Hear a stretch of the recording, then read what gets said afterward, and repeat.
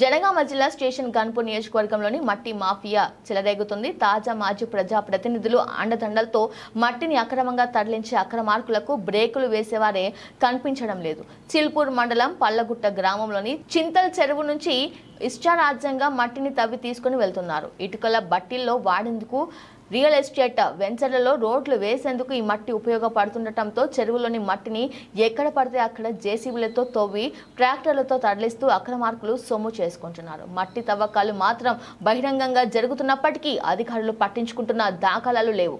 ఫిర్యాదులు వస్తే 1-2 ట్రాక్టర్లను సీజ్ చేసి ఫైన్ వేసి చేతులు దులుపుకుంటున్నారు. అక్రమార్కులకు స్థానిక అధికార పార్టీ నేతల అండదండలు ఉండటంతో ప్రభుత్వ సిబ్బంది కూడా ఇచ్చిన కాడికి పుచ్చుకొని తమకెందుకులే అన్నట్లు ప్రవర్తిస్తున్నారు.